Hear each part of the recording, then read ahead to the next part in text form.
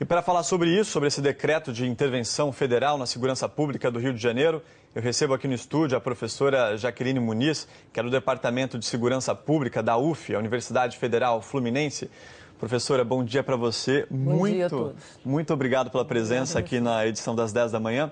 Queria que a senhora analisasse, primeiramente, qual a expectativa dessa mudança do comando da segurança pública do Rio de Janeiro?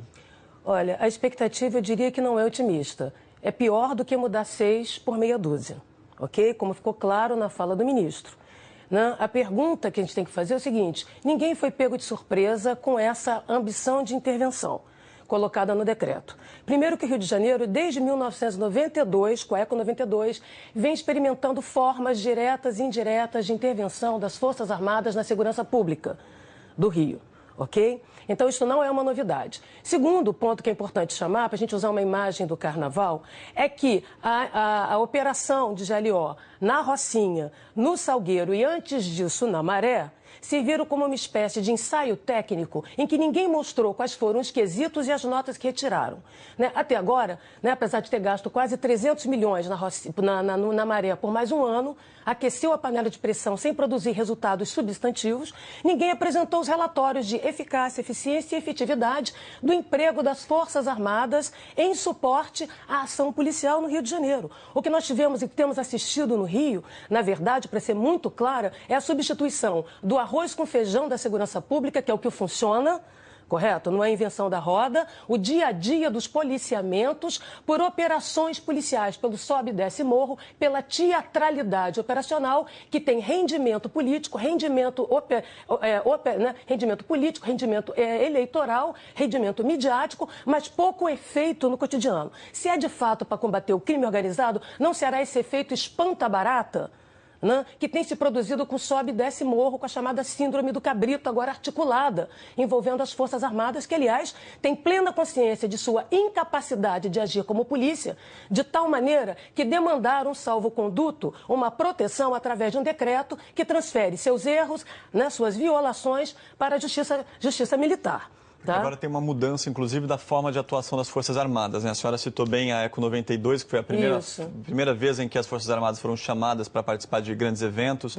Aí teve Jornada Mundial da Juventude, tudo. Copa do Mundo, Olimpíada e a participação das Forças Armadas também nessas operações envolvendo as comunidades. Exatamente. Mas até então a segurança pública e a orientação, o comando partia da cúpula do governo do Rio de Janeiro. A gente viu aí nos últimos meses que teve muito atrito entre o governo federal, o governo do Estado, inclusive naquela reunião entre Jungmann e o Pezão, os dois disseram que foram arrumar a viola, tiveram uma DR. A senhora acredita que agora, como o jogo vai mudar? Não tem como mudar. Isso é um ilusionismo e é preciso ser claro com a população. A primeira coisa é tem alguém enganando alguém. Ou o governador passou a perna nas polícias, ou as polícias fizeram um bypass no governador. Por uma questão muito simples que a população precisa saber. Há 15 dias atrás, a Polícia Militar faz um seminário com o apoio do Viva Rio dentro da Firjan, de planejamento estratégico dessa polícia do futuro, a polícia de 2018. Ok? Estavam presentes o secretário de Segurança, o ministro Jungmann, da Defesa, todos estavam lá e desenharam um plano, uma proposta, ouvindo os setores da sociedade para entregar ao governador. 15 dias depois, todo mundo é pego de surpresa. A intervenção federal no Rio de Janeiro não é um efeito especial de escola de samba que ninguém sabe e fica sabendo no sambódromo da insegurança pública do Rio. Ok? Então, o que é isso? Quem passou a perna em quem? De um lado, é o governador que entregou o Rio de Janeiro de porteira fechada, porque quem abre mão da segurança abre mão da governabilidade, da capacidade de governo.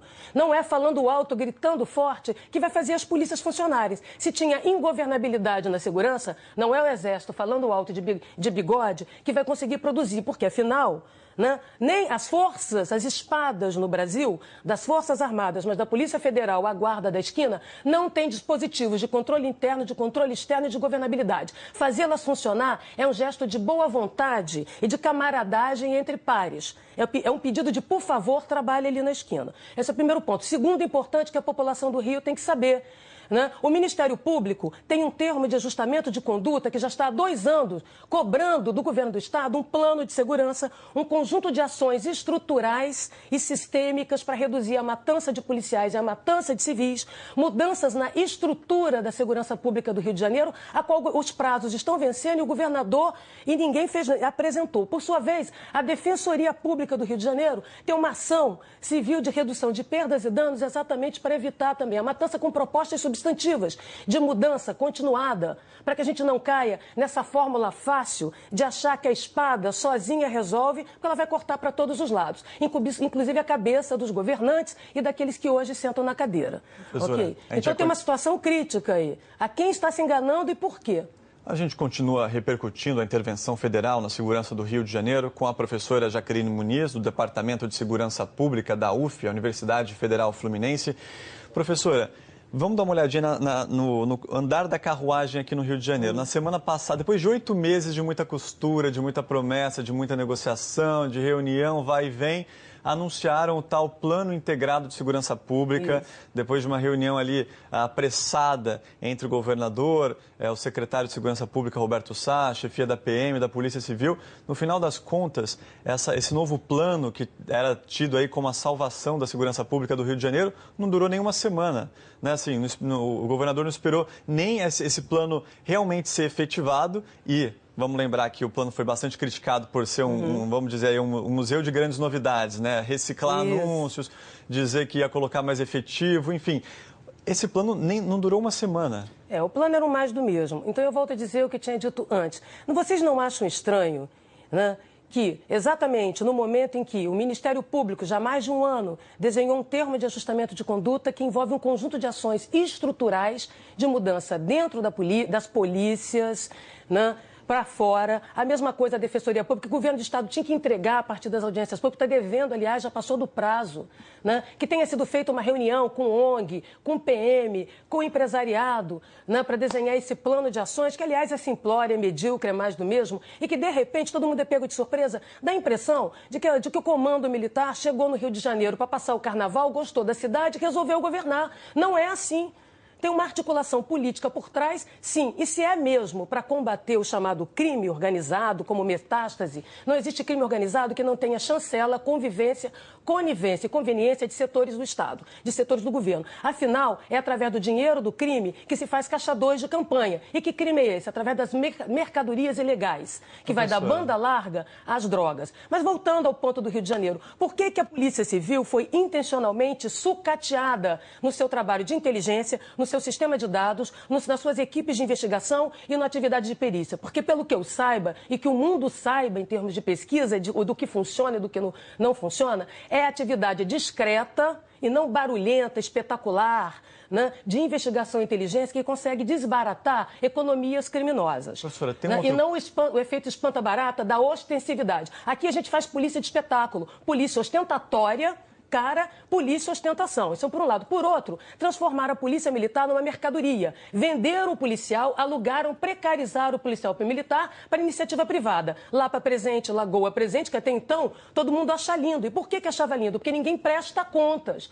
É igual o decreto do Temer. Pode tudo, mas eu não dou satisfação a ninguém. Mas e aí, vai atuar como polícia? Eu não, eu tenho medinha. Eu só quero mandar. Né? O sucesso é meu, o fracasso é de quem está lá na ponta, do PM da esquina e do policial. Então, só para fechar, é mesmo para combater o crime organizado? Eu queria saber, e aí eu vou citar alguns pesquisadores, por exemplo, a Camila Dias tem insistido, como muitos outros pesquisadores, né, da unidade de comando do PCC. Quem tem um governo criminoso, unidade de comando em todo o país, se chama PCC. Alguma coisa está sendo feita em São Paulo, já que é um governo criminoso com unidade de comando? Porque no Rio de Janeiro são franquias ocupacionais, mais fáceis de combater, uma vez que elas não têm unidade e disputam territórios. Será que é isso ou não? Ou será que é um outro tipo de arranjo político que salva o governador de alguma coisa que a gente não sabe o que é e ele entrega os seus votos, entrega o governo, né, para as pessoas brincarem de governo militar? Professor, tem outras questões que eu ainda gostaria de repercutir com você e com outros especialistas da área de segurança pública, como, por exemplo, transparência de dados. O Ministério Público do Estado já reclamou essa semana, deu uma entrevista dizendo que falta transparência nessa situação envolvendo dados aí das polícias. É uma reclamação também envolvendo nos bastidores aí do Exército que reclamam dessa falta de transparência. Eu quero agradecer muito a entrevista da senhora. Me permitisse falar sobre isso, que é muito importante. Primeiro, eles dizem que tem integração, quando a gente sabe que na prática não há. A primeira coisa é que não temos mecanismos de governabilidade das polícias no Brasil, não é apenas no Rio de Janeiro. 2, os dados aqui são tratados como questões pessoais, intransferíveis e ambulantes. Ou seja, não se produz inteligência, e sim disse-me-disse fofoca de um contra o outro, ok? E mais grave que isso, tem agora uma intervenção, então do limão à limonada. Tem um governo militar, porque o governo militar de ocupação com retórica da paz foi o PP que foi sabotado por dentro. Agora sobra, de novo, a lógica da teatralidade do confronto. Fechando, então, se tem uma intervenção, porque o Rio de Janeiro está ingovernável, se é essa retórica que se quer fazer acreditar, é fundamental que se tenha uma auditoria imediata na Polícia Militar para saber em que estado ela está e foi precarizada, em que estado o interventor vai entregar, o mesmo na Polícia Civil, o mesmo no Corpo de Bombeiros, o mesmo no sistema prisional. Mas é necessário observação externa e internacional. Isso não é brincadeira. Aqui ninguém presta contas. Cadê os relatórios da Operação do Salgueiro, da operação na Rocinha? Cadê a prestação de contas? O sucesso aqui tem a ver com a manipulação de dados. Como é que você diz que está seguro quando você esconde a informação e produz autocensura? Isto não é produzir segurança pública. Agora, o que eu quero fechar é dizendo que muita gente vai ganhar com isso. O crime organizado agradece, o PCC agradece, os falsos profetas da segurança pública agradecem e os mercadores da proteção. Estamos diante de uma temporada de abertura das chantagens corporativas e das negociatas da segurança. Que Deus nos proteja, porque ele está ainda no Rio de Janeiro. Professora, obrigado pela sua contribuição aqui no Jornal das 10 da manhã da Globo News.